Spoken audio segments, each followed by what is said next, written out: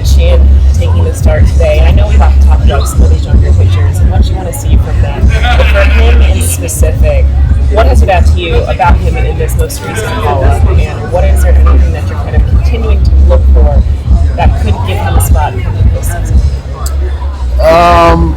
I think that Emmet, I think the secondary has been considerably better his last couple outings, being able to strike and shorten the breaking ball.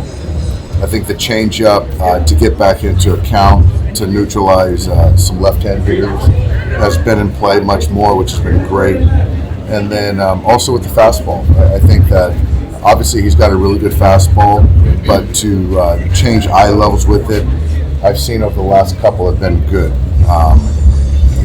Not allowing guys to just zone in on one area. But I think for him, this is going to be a good test. There's a lot of left-hand hitters in here that get on the fastball, so this will be a good test for him. What do you realistically see his role being potentially in October? I think with Emmet, I think we see him as a neutral guy, gets right, gets left out, come in for a longer bullpen role to take down one or two times through a line. How valuable is that come October, just having so many viable options that can take down both innings? Yeah, I think that it's, you've got to cover innings somehow. And so whether it's a short series, certainly in a longer series, you've got to have guys with some length. And so as we've talked about, a lot, we don't have those traditional 3 or 4 starters that are going to go 110 pitches in a postseason game. So to have multiple guys that can do that as far as take down 45, 60 pitches is huge. For Emmet specifically, how important is it for him to have his secondaries kind of locked in, especially for postseason series where they have multiple looks at him? Yeah, I think that it's huge because to be a one-trick pony, it just with the game planning the way it is in the postseason, it doesn't play well. And so to be able to keep guys honest and off your fastball, it just makes everything else play up. So tonight will be a good test, as I said. If he can strike the breaking ball, if he can get back into counts, get ahead with the changeup, it'll be a good night. If you see him getting into deep counts and getting behind, there's going to be more work for him. The clinching early always is a luxury. You can stay healthy. But what do you want to see out of the team in the final 11 games to kind of gain that momentum heading into the postseason? I think just playing with the same sort of intensity and focus. Last night we got beat, pitcher threw well, still won a series, and I think that obviously when you play the Giants, you always want to play well against a division rival. So I think that we're going to have that intensity. And I think for me, just looking out when we go on the road, have that same focus. Dave, in the last month, Max Muncy has started to get the batting average up, sitting 270 over the course of the last 30 games. What's been the difference? I think that Max might have a different answer from me, but I just think that there's just more intent to be a more well-rounded hitter and not just a slugger.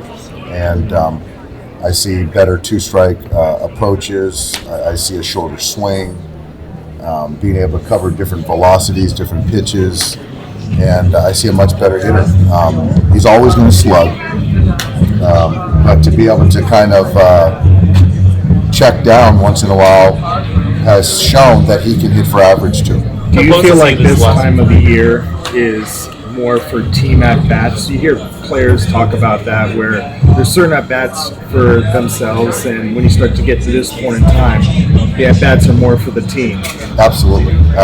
And I think that a guy that essentially plays every day, you have plenty of opportunities, and not just Max specifically, you have plenty of your own at-bats that you can have, but as you get into the postseason, every at-bat has to be for the team.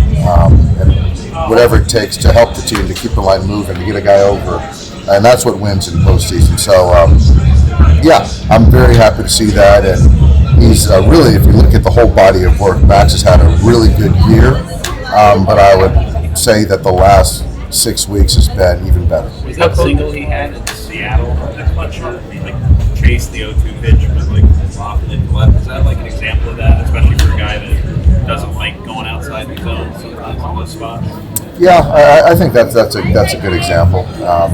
And then the other one, the hit that he got in Seattle down below, driving the ball to right field.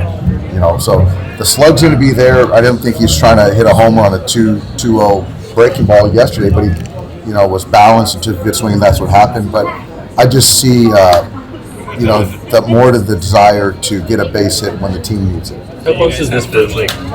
What's that? That you guys have to is that like a conversation you or the hitting staff have with him? Is that something he? It's just, I think for me, it's just more of a reminder.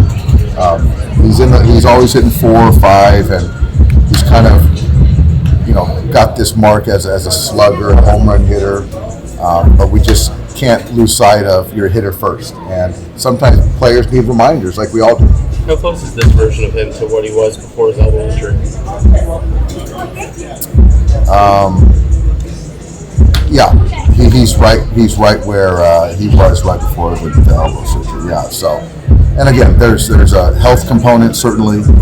There's a mechanical component, but there's also an intent that you have to look at honestly at times too. Doug, you just mentioned in the final stretch, players have to remain just as focused. How does managing change for you with just a handful of games?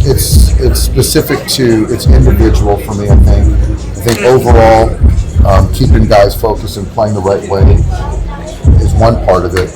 The other part of it is managing each guy and trying to figure out what they need on the rest side of it, the sharpness side of it, and then how it sort of works together to stay focused on still winning baseball games. Doug, obviously, baseball is always a marathon each year. You clinched last week, 11 to go. Does it seem like it went a little faster this year? I mean, it just seems like we're in the postseason last year.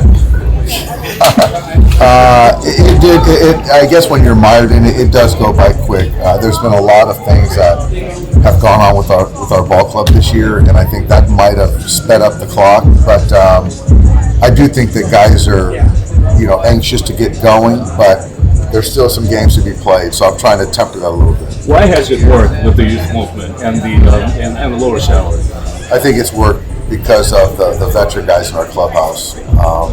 The coaches, they've embraced them. We have the right young players. They're not entitled. They want to work. They love to work. They don't have all the answers. And so with that, the veteran players are way more welcoming, open to teaching.